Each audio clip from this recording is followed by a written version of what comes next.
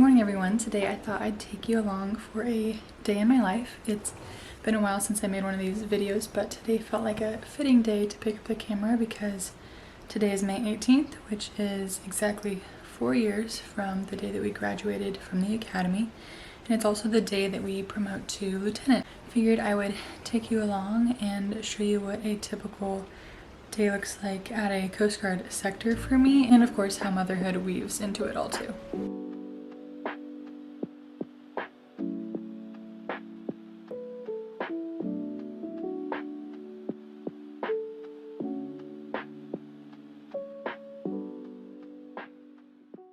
One thing that I've been thinking a lot about lately is just how many messages that I've gotten from girls in the last few years that say some variation of, your videos are the reason I'm at the academy, or I found out there's Christian community at the academy because of you, or I found out about service academies because of you. And while those comments are incredibly encouraging on one hand and said out of a place of thankfulness and gratitude, they also honestly bring just a sense of really weighty responsibility sometimes. I mean, to think that I was partly responsible for somebody choosing a path that would take up 9 years of their life, with 4 years at the academy and 5 years active duty. And of course I know that there are so many factors in that decision besides just a YouTube video, and I believe of course in the sovereignty of God, especially if they're a Christian and they're praying about their decision and everything. But all that being said, what I have been feeling recently is just a responsibility in a sense, and it's a responsibility just to tell the whole story. From the beginning of this channel, that's all that I've really done, is just tell my story. And I just think if I stop at graduation, or if I stop at when I had kids, or if I stop at when I get out of the Coast Guard even, I just don't know that it captures the full story that God is wanting me to tell, the story that he will use, because that's all it is. It's not that people went to the academy because of me, it's that God has used my story to impact parts of their story. So time and time again, I feel this pull back to posting videos, and as a person who struggles with perfectionism, I don't do it because if I'm gonna do it, then I want it to be perfect. But that's not real life, and honestly, I feel like with AI, people are gonna crave real. And I also don't do it because it's a lot of work. It's a lot of work to put together high quality videos. It's a lot of work to film videos of my life that don't show my kids, because they are a huge part of my life, obviously, but I'm not gonna put them online.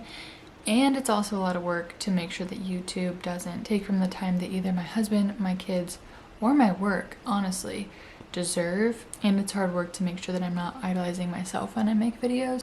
But hard work doesn't necessarily mean no, and so I want to keep doors open and just continue to take it to God and see where he's leading me with it. So anyways, that's my morning tangent, but we gotta get ready for work and get these kiddos ready for the day.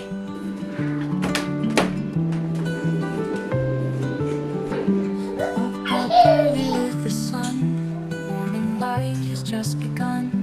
Feel the warmth upon my face. Start the day with gentle grace. Her OOTD, so cute. Birds are singing by my side. Nature's song, a perfect guide. Sip my coffee, feel the breeze. Moments like these put me at ease. Morning.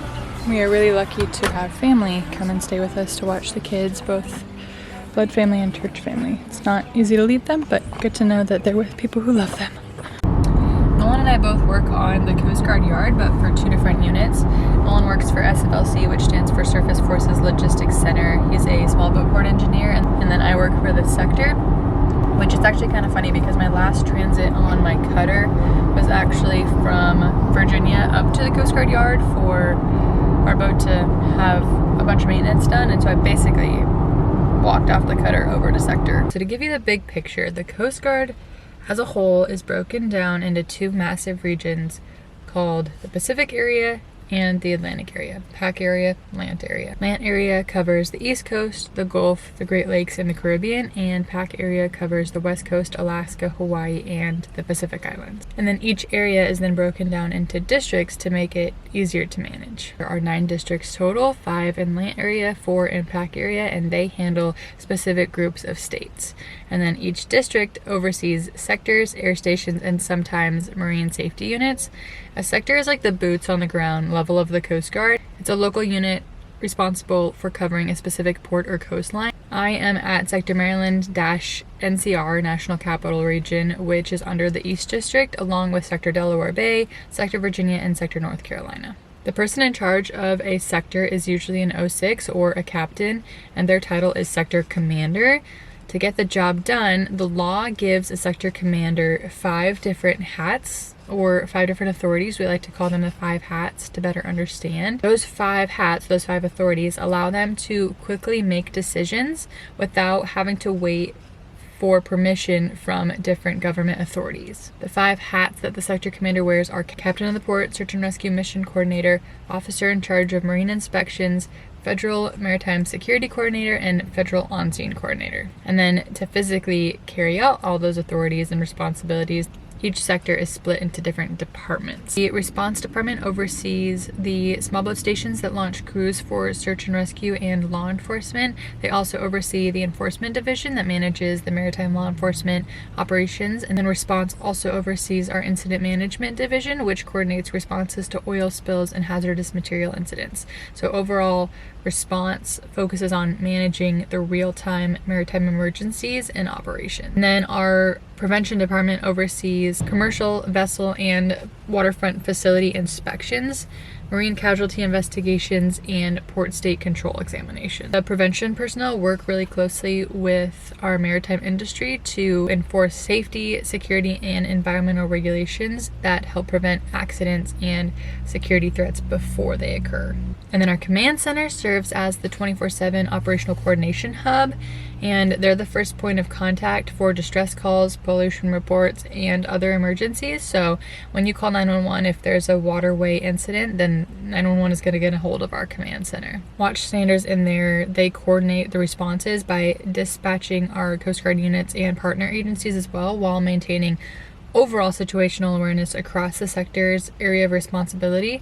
You can think of the command center kind of like dispatch at a police station or fire station. And then we have our logistics department, which manages the support functions that keeps the whole sector running, including engineering, facilities maintenance, supply, communication systems, vehicles, IT, like all that kind of stuff. Logistics ensures that all the units have the proper equipment, infrastructure, and resources needed to carry out the mission safely and effectively. They're also the ones who are helping personnel get all the personnel needs met. And then we have EMFR, which stands for Emergency Management and Force Readiness. This is where I'm currently working. EMFR focuses on preparing the sector and partner agencies for major incidents before they occur through contingency planning, exercises, training, and emergency preparedness. We also help coordinate the planned events like the big Sail 250 and America 250 events going on this summer. And then we respond to hurricanes, oil spills, like all the mass rescue operations, anything like that that could go on in our area. So we're prepared for large-scale emergencies while ensuring the sector maintains operational readiness. And then last but not least, we have our Intel department, who supports sector operations by gathering and analyzing information related to maritime threats. They provide our operational units with information that supports mission planning, decision-making, and maritime domain awareness. So that's just like an overview of what sector as a whole does. As a response officer, which is what I am now, I've spent time in enforcement when I was at Sector Virginia, and then here at Sector Maryland, I've been in the incident management division doing the oil spill response. I spent time in the command center doing search and rescue, and then now I'm in EMFR working on the planning side of things. So I've kind of been all over. At some sectors, junior officers will stay in one department, but a lot of commands find it beneficial for JOs to move around and gain experience and qualifications in a few different areas.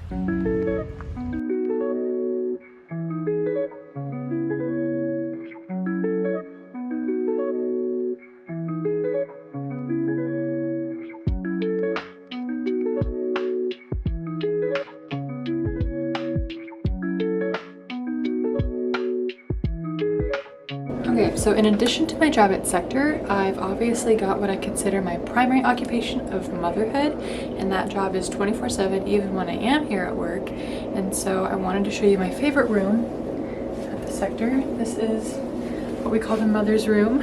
In response to the Pump Act, the Coast Guard implemented a policy that basically states that commands are expected to provide mom both reasonable time to pump in a private clean space that's not a bathroom to pump. So most of the larger units have designated like a whole room to a mother's room, like this one.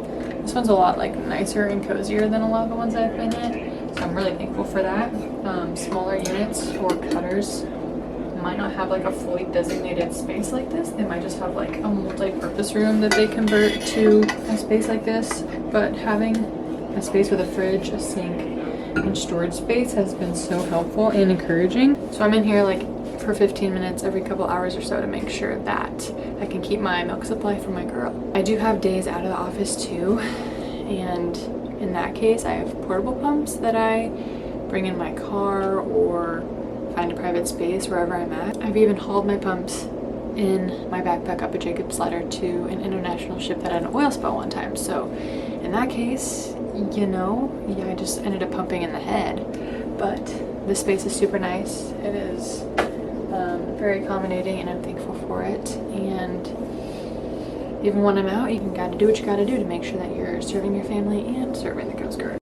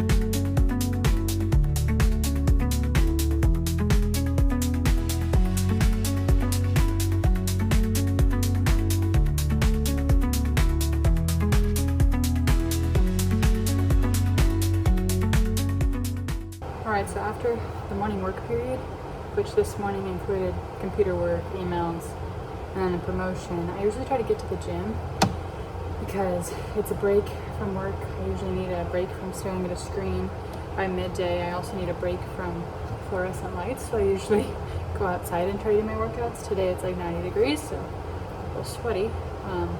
But I've really appreciated, with this administration pushing physical fitness and preparedness, I don't feel weird for going to the gym in the middle of the day like I used to. I think before it was kind of taboo to go work out when you could be working, but now I think people are understanding that adults need a recess too. We need a break so that we can go back and be effective at our work. So it's nice to have a break, one, but then also be able to prioritize fitness because it's harder to fit it in at home.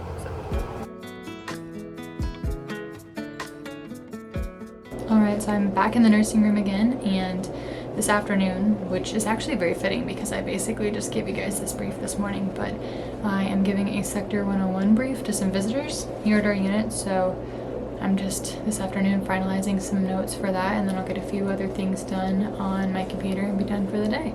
I would say most work days I'm here in the office doing most of my work on the computer and working with other people around the sector, and then every so often I do get to go either out on a boat or out to a different location for my job as well.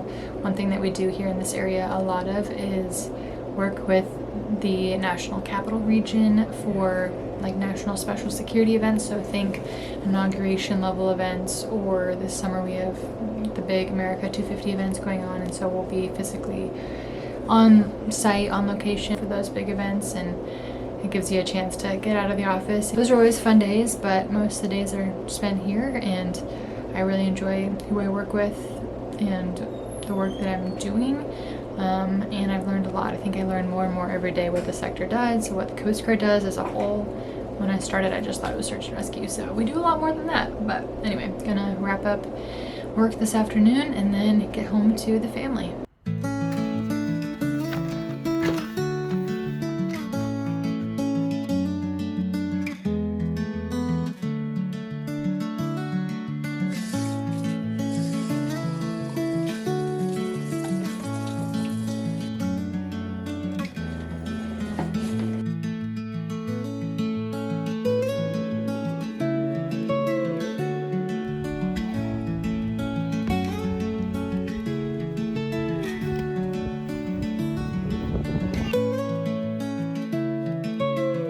Okay, we'll see you later. Love you.